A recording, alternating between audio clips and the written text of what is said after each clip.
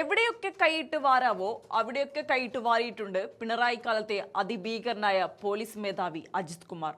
ഓരോ ദിവസവും അജിത് കുമാറിനെതിരെ വിവാദങ്ങൾ പുകയുമ്പോൾ ഇതോടുകൂടി അത് അവസാനിക്കുമെന്ന് നമ്മൾ കരുതും. പക്ഷേ വീണ്ടും അടുത്തതുമായി അജിത് കുമാർ എന്ന പോലീസ് ഓഫീസർ ഒരു വിവാദ നായകനായി മാറുകയാണ്.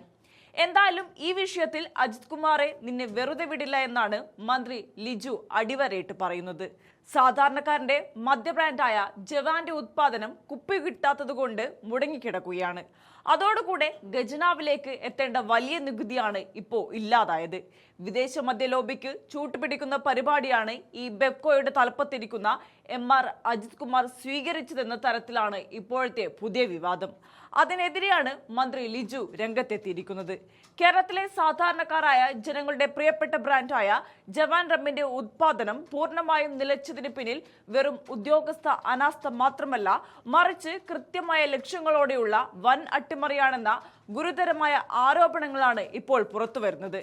ട്രാവൻകൂർ ഷുഗേഴ്സ് ആൻഡ് കെമിക്കൽസിൽ ജവാൻ ഉൽപാദനം നിശ്ചലമായത് വെറുമൊരു കുപ്പിക്ഷാമം കൊണ്ടല്ല, മറിച്ച് വിദേശ മദ്യ ലോബിയെ സഹായിക്കാൻ ബെപ്കോയുടെ തലപ്പത്തിരിക്കുന്നവർ ബോധപൂർവം കളിച്ച കളിയാണെന്ന ആക്ഷേപം ശക്തമാവുകയാണ്. സംസ്ഥാന ഖജനാവിലേക്ക് കോടികളുടെ വരുമാനം എത്തിക്കേണ്ട ഒരു പൊതുമേഖലാ സ്ഥാപനത്തെയാണ് സ്വന്തം താല്പര്യങ്ങൾക്ക് വേണ്ടി ഉദ്യോഗസ്ഥ പ്രമുഖർ ചേർന്ന് ശ്വാസം മുട്ടിച്ച് കൊല്ലാൻ നോക്കുന്നത്.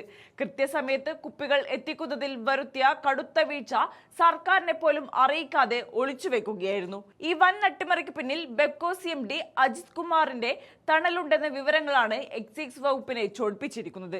കാര്യങ്ങൾ കൈവിട്ടു പോയതോടെ കടുത്ത നടപടിയുമായി പുതിയ എക്സൈസ് മന്ത്രി ലിജു തന്നെ നേരിട്ട് രംഗത്തിറങ്ങിക്കഴിഞ്ഞു.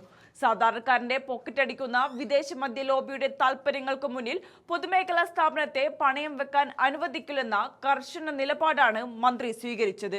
മുൻപ് പ്രഖ്യാപിച്ച മിന്നൽ മാജിക് പോലുള്ള പ്രീമിയം ബ്രാൻഡുകളുടെ പേരിലുള്ള ദൂർത്തുകൾ തൽക്കാലം മരവിപ്പിച്ച് ജവാൻ റമ്മിന്റെ ഉത്പാദനം അടിയന്തരമായി പുനഃസ്ഥാപിക്കാനാണ് മന്ത്രാലയത്തിന്റെ തീരുമാനം.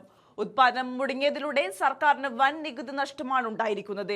ഇതിന് ഉത്തരവാദികളായ ഉദ്യോഗസ്ഥർ എത്ര ഉന്നതരായാലും അവർക്കെതിരെ വിട്ടുവീഴ്ചയില്ലാത്ത നടപടി ഉണ്ടാകുമെന്ന് മന്ത്രി ലിജു വ്യക്തമാക്കി കഴിഞ്ഞു. ബെപ്കോ CMD അജിത് കുമാറിന്റെ കസേര തെറിപ്പിക്കുന്നതടക്കമുള്ള കടുത്ത നീക്കങ്ങളിലേക്കാണ് എക്സൈസ് വകുപ്പ് ഇപ്പോൾ നീങ്ങുന്നത്.